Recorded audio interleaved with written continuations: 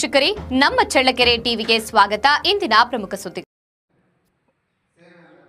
ಸ್ವಾಮಿ ವಿವೇಕಾನಂದರು ತಿಳಿಸಿದಂತೆ ತ್ಯಾಗ ಮತ್ತು ಸೇವೆಗಳು ಭಾರತದ ಅವಳಿ ಆದರ್ಶಗಳಾಗಿದ್ದು, ಅದರಲ್ಲಿ ನಿಸ್ವಾರ್ಥ ಸೇವೆಯು ಇಂದಿನ ಯುವಕ ಯುವತಿಯರ ಆದರ್ಶವಾಗಬೇಕು ಎಂದು ಚಳ್ಳಕೆರೆಯ ಶ್ರೀ ಶಾರದಾಶ್ರಮದ ಸ್ವಯಂ ಸೇವಕ ಚೇತನ್ ಕುಮಾರ್ ತಿಳಿಸಿದ್ದಾರೆ. ನಗರದ ವಾಸವಿ ಕಾಲೋನಿಯ ಶ್ರೀ ಶಾರದಾಶ್ರಮದ ದೇವಸ್ಥಾನದಲ್ಲಿ ಬಾಪೂಜಿ ಆಯುರ್ವೇದ ಕಾಲೇಜಿನ ವಿದ್ಯಾರ್ಥಿಗಳಿಗಾಗಿ ಆಯೋಜಿಸಿದ್ದ ವಾರದ ವ್ಯಕ್ತಿತ್ವ ನಿರ್ಮಾಣಕಾರಿ ತರಗತಿ ಕಾರ್ಯಕ್ರಮದಲ್ಲಿ ಪಾಲ್ಗೊಂಡು ಅವರು ಸೇವೆಯ ಆದರ್ಶದ ಬಗ್ಗೆ ವಿಶೇಷ ಉಪನ್ಯಾಸ ನೀಡಿದ್ದಾರೆ.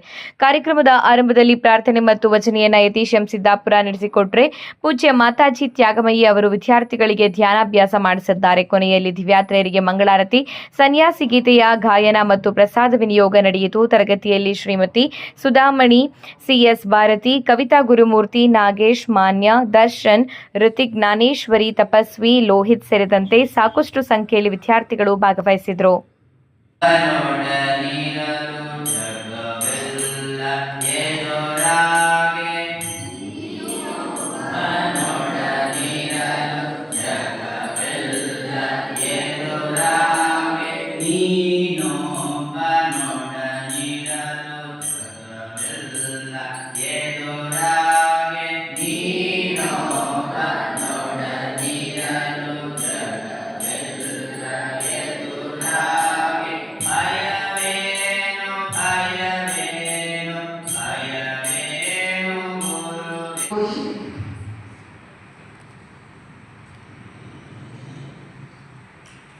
My whole body.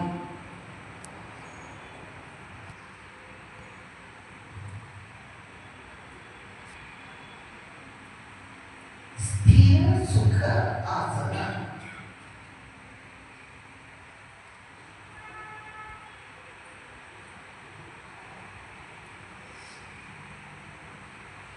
Give attention.